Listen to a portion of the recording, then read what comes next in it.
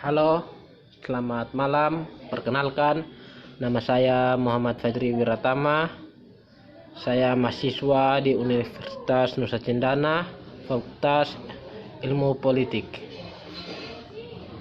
NIM 20030400046. Dalam video ini saya akan menjawab pertanyaan dari Bapak dosen Ahmad Syarifuddin SIPMA selaku dosen pengempu mata kuliah Demokrasi dan HAM.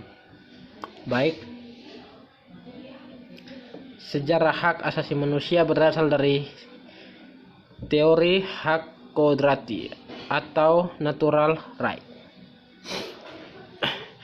Teori tersebut menyebutkan bahwa hak asasi manusia merupakan hak yang dimiliki oleh manusia karena ia manusia. Artinya, meskipun setiap manusia terlahir dengan kondisi yang berbeda-beda, baik dari warna kulit, kewarganegaraan, jenis kelamin, mereka memiliki hak yang sama sebagai manusia.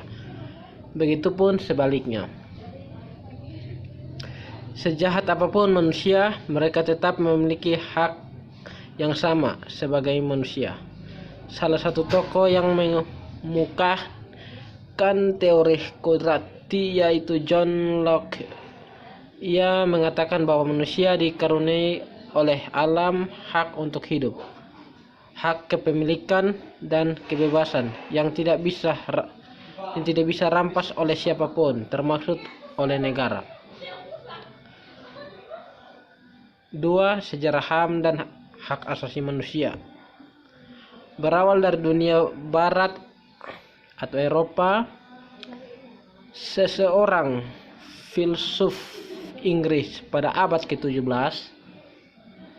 John Locke, merumuskan adanya hak alamiah yang melekat pada setiap manusia, yaitu hak atas hidup, hak kebebasan, dan hak milik.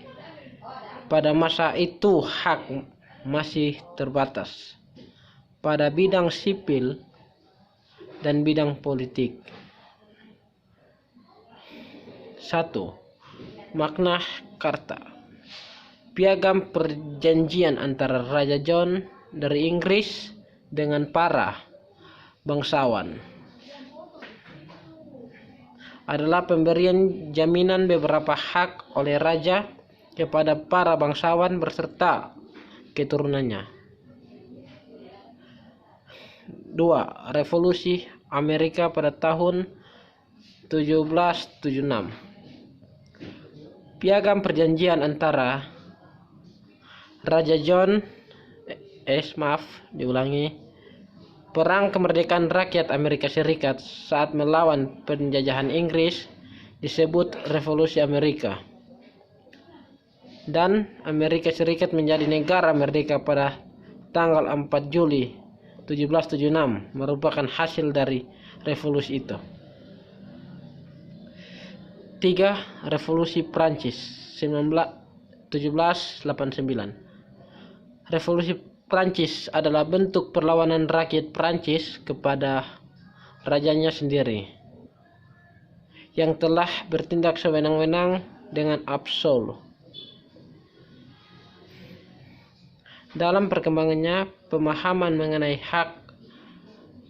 HAM makin luas sejak permulaan abad ke-20. Konsep hak asasi berkembang menjadi 4 macam. Kebiasaan konsep ini pertama kali diperkenalkan oleh Presiden Amerika Serikat Franklin D. Roosevelt.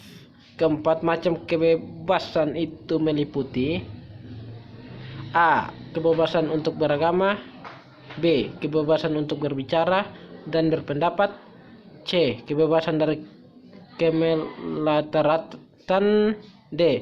Kebebasan dari ketakutan. 3. Perkembangan HAM di Indonesia. Periode sebelum kemerdekaan 1908 sampai dengan 1945. Pemikiran HAM pada masa sebelumnya kemerdekaan dapat dilihat dalam sejarah kemunculan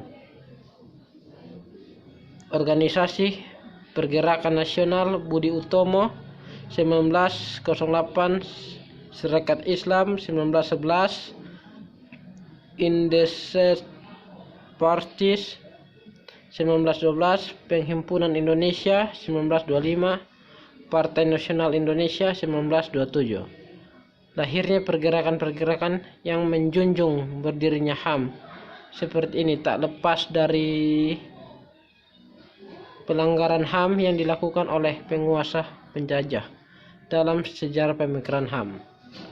2. Periode setelah kemerdekaan 19 sampai dengan sekarang. Perdebatan tentang HAM berlanjut sampai periode pasca kemerdekaan. 3. Periode 1945 sampai dengan 1950. Pemikiran HAM pada periode ini menekankan wacana untuk merdeka, hak kebebasan untuk berserikat melalui organisasi politik mulai didirikan, serta hak kebebasan untuk menyampaikan pendapat terutama di parlemen. 4. Periode 1950 sampai dengan 1959. Periode ini dikenal dengan periode parlementer. Menurut catatan Bagirman, masa gemilang sejarah HAM di Indonesia tercermin dalam 4 indikator HAM. Munculnya partai politik dengan berbagai ideologi. Periode ini merupakan periode 1959 sampai dengan 1966. Periode ini merupakan masa berakhirnya demokrasi liberal dan digantikan dengan demokrasi terpimpin yang terpusat pada kekuasaan Presiden Soekarno. 6. Periode 1966 sampai dengan 1998. Pada mulanya Orde Baru menjanjikan harapan baru bagi penegakan HAM di Indonesia. Sekian itu yang bisa saya jawab dari pertanyaan Bapak dosen Pak Ahmad Syarifuddin SIP. Kurang lebihnya saya mohon maaf. Selamat malam.